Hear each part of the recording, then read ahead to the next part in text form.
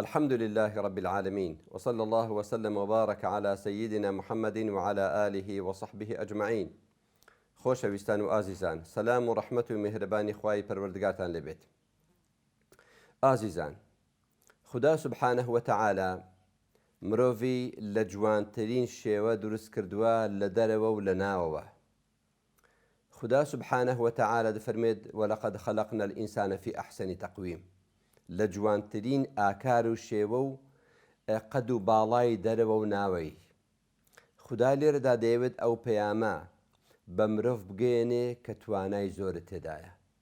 پێغەمبەرانیش هەمیشە کە هاتوون ئەو پەیامەیان بە مرۆڤەکان گەیاندووە، ئێوە توانای زۆرتان تێدایە، بێتاقەت مەبن، دامەمێنن، نەوەستن.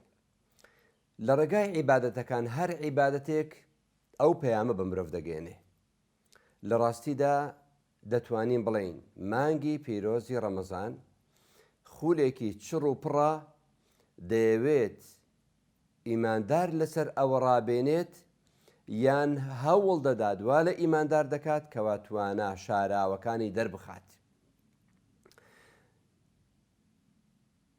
بەدەر لە مانگی ڕەمەزان خەڵک زۆر ئازانیە بۆ ڕۆژوو. آخر هەتا ئێوارە چۆن دەتوانم ئیش و کار دەکەم؟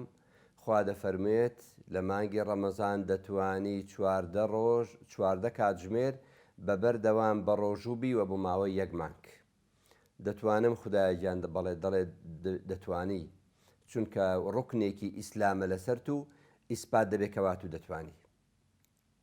ئەو جار نەگەرەوەندە ڕۆژوگر دەبێت لە ڕەمەزاندا خوا ئەوەی پێدەردەخا بە زمانی بە ڕۆژەوە خەڵکەوە لە وەزیفەکان و لە کار و کاسبی دێتەوە پشوێک دەدات، تااقەتی نێ بچێ بە مزگەوت، بەس خوا ئەوە بە مرۆڤ ئاشکرا دەکات و بە ڕۆژووی هاتیەوە دەتوانی نوێژەکانی شت بە جەماعات بکەی هەمویان، ئەوەشت لە توانادا هەیە. بەڵێ بەڵکو دەبێ قورئانیش بخوێنی. زیاد لەوە ئەگەر ڕۆژێک بە ڕۆژووبی زۆر ئیشت کرد بێ شەو ناتوانی بچی بۆ نوێژ، نانوێژی عیشا دەبێ بکەی، بەس ئەوەندەش نا، دەتوانی تەراویحیش بکەی، شەو نوێژیش بکەی، نزیکەی 11 ڕکعات بەبەردەوام شەوانە لەگەڵ مامۆسای مزگەوت نوێژی شەو نوێژ بکەی. کە ڕەمەزان دێتە ناو بەشی کۆتاییەکەی یان دوو بەشی یەکەمی بەسەردەبات، خدا دەفەرمێ موسڵمان زیاتر لە توانادا هەیە. چییە خوایە گیان؟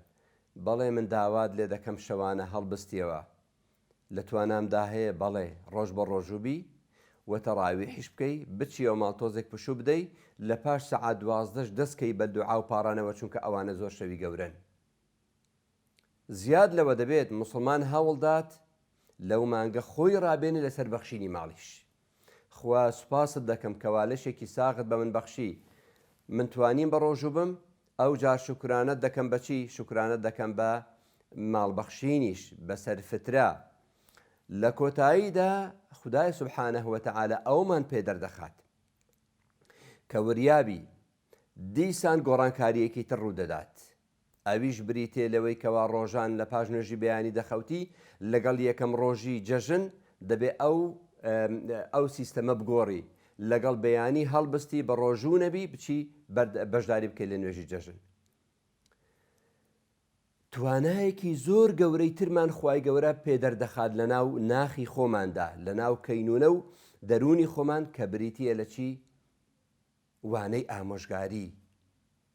پێغەمبەر صلی الله عليه وسلم دەفەرمێت لە باسی ڕۆژوگر وئین سابه ئەحەد ئەو شاتەمە فەلیەقول ئینی صائم. ئەگەر کەسێک شەڕی لەگەڵ کرد جنێوی پێدا بڵێ من بە ڕۆژوو مەڵامت نادەمەوە. فریشتە ئاسا لە تواناتدا هەیە، بەڵێ ئیماندار لە تواناتدا هەیە لەو مانگا بە هەراسانی، تینوێتی، برسیەتی دەتوانی سەبر و ئارامیش بگری.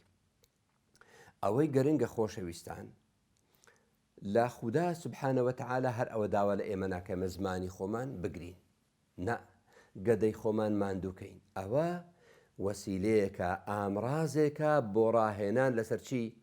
بۆ ڕاهێنان لەسەر ئەوەی کەوا بتوانین ئەو هێزانەی کە خوا پەیداوین ئێمە دەریان بخەین و هەروەها خۆمان ڕابێنین لەسەر ڕەوشتە بەرزەکان و هەروەها خۆمان ڕابێنین بۆ خودایەک لابوونەوە سوبحانەهو وتەعالە. ئەوە پەیامێکی زۆر گرنگە، پێویستە ڕۆژوگر لە بەدرێژایی مانگی ڕەمەزان کاری لەسەر بکات بۆ ئەوەی هێز و توانە شاراوەکانی خۆی لە ڕێگای ئەو عیبادەت و پەرستشە گەورە کەوا ڕوکنی ئیسلامە بەدەری بخادووە لە دواییشدا لەسەریان بەردەوام بێت. بەخوای گەورەتان دەسپێرم.